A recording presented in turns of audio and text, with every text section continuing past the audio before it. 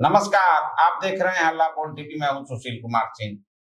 पूर्व आईपीएस शिवदीप लांडे कल मुलाकात की है मुख्यमंत्री सम्राट चौधरी से। इसको लेकर चर्चाओं का बाजार गर्म है। काफी चर्चित रहे हैं आईपीएस। अपराधियों में एक समय उनके नाम का खौफ था। क्या है पूरा मामला, आइए जानते हैं हल्ला बोल टीवी के editor in chief Deepak Sharma से। देखिए, पूर्व आईपीएस अधिकारी शिवदीप लांडे ने मुलाकात की है मुख्यमंत्री सम्राट चौधरी से, और ये जो मुलाकात है यह सामान्य मुलाकात नहीं है, क्योंकि आईपीएस शिवदीप लांडे ने भारतीय पुलिस सेवा से इस्तीफा दे दिया। उसके बाद वे पिछला विधानसभा चुनाव लड़े अपनी पार्टी बनाकर।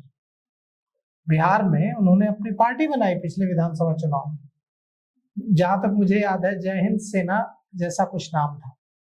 और उन्होंने बकायदा पटना में आकर प्रेस कॉन्फ्रेंस किया, पत्रकारों को बुलाया और बताया कि वो बिहार की सेवा करना चाहते हैं, इसलिए उन्होंने अपनी पार्टी बनाई। अब ऐसे में ये जो मुलाकात है ये क्या कहती है?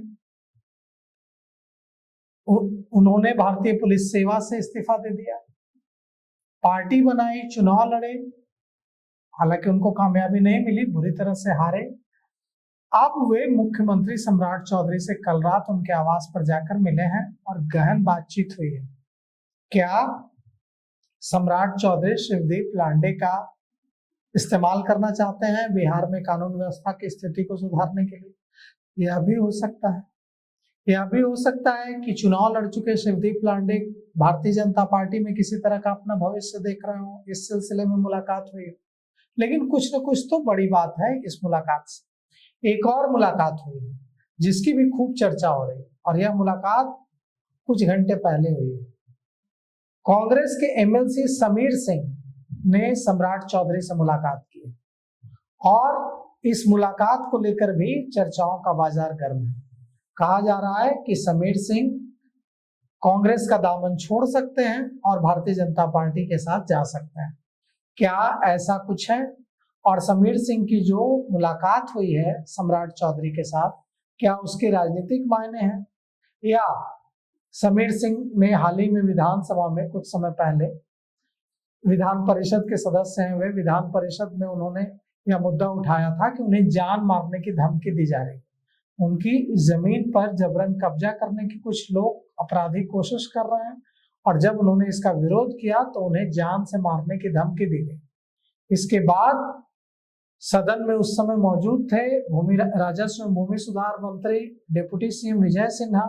उन्होंने खड़े होकर उन्हें दिलासा दिया था कि कोई भी भूमि माफिया किसी को तंग नहीं कर सकता है, और अगर आप तो सदन के सदस्य हैं, अगर आपको एमएलसी हैं, अगर आपको परेशान किया जा रहा है तो इस मामले में हम कड़ी से कड़ी कार्रवाई करेंगे।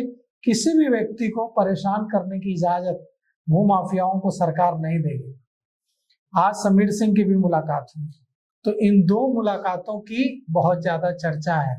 सम्राट चौधरी ने शिवदीप लांडे से मुलाकात की, और सम्राट चौधरी ने कांग्रेस के एमएलसी समीर सिंह से मुलाकात की। अब इन दोनों मुलाकातों के मायने क्या हैं, यह चंद दिनों में सामने आ जाएगा। अगर शिवदीप लांडे किसी तरह का रोल प्ले करते हैं पुलिस को सलाह देने में, या बिहार में बेहतर कानून व्यवस्था को कायम करने में, तो यह समझा जाएगा कि यह मुलाकात इस बारे में थी।